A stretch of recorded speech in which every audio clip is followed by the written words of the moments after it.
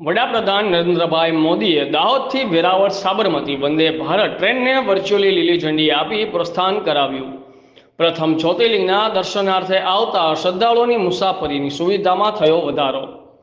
વડાપ્રધાન નરેન્દ્રભાઈ મોદીએ દાહોદથી કેન્દ્ર અને રાજ્ય સરકારના 24,000 કરોડથી વધુના વિવિધ પ્રકલ્પોનું ખાતમુહૂર્ત અને લોકાર્પણ કર્યું હતું, જે ઉપક્રમે વિડીયો કોન્ફરન્સિંગના માધ્યમથી વડાપ્રધાને વેરાવળ રેલવે સ્ટેશનથી વેરાવળ સાબરમતી વંદે ભારત એક્સપ્રેસ ટ્રેનનું લીલી ઝંડી બતાવીને પ્રસ્થાન કરાવ્યું હતું।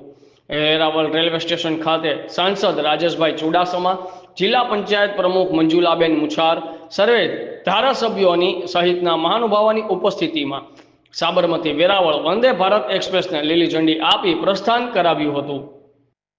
જિલ્લા કલેક્ટર એનવી ઉપાધ્યાયે જણાવ્યું હતું કે વંદે ભારત ટ્રેનના માધ્યમથી સોમનાથ અમદાવાદની મુસાફરીમાં વધુ એક ઉમેરો થયો છે। પ્રથમ જ્યોતિર્લિંગ દેવાધિદેવ મહાદેવના દર્શનાર્થે આવતા દર્શનાર્થીઓ અને પ્રવાસીઓના સમયની પણ બચત થશે અને આરામદાયક મુસાફરીનો લાભ લઈ શકશે।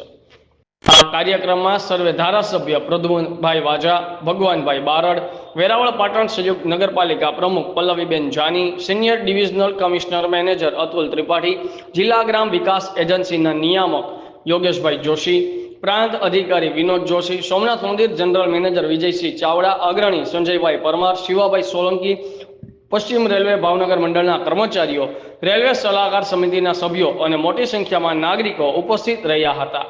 બ્યુરો ચીફ સંજયભાઈ રાઠોડ, આઝાદ મીડિયા લાઈવ, ગીર સોમનાથ। આજે વેરાવળ રેલવે સ્ટેશન સોમનાથ અને જૂનાગઢના લોકોમાં પણ એક અલગ ઉત્સાહ, કારણ કે ઓપરેશન અને સાથે સાથે મારું નામ કેયુર જયંતિભાઈ મહેતા।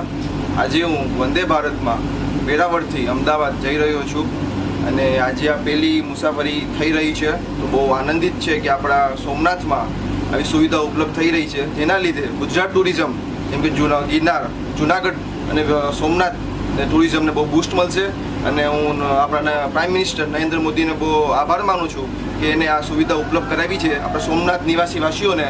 તો હું સરકારશ્રીને અને આપણા સરકારને બહુ આભાર માનું છું કે આ સુવિધા ઉપલબ્ધ કરવા બદલ આપનો આભાર, ધન્યવાદ।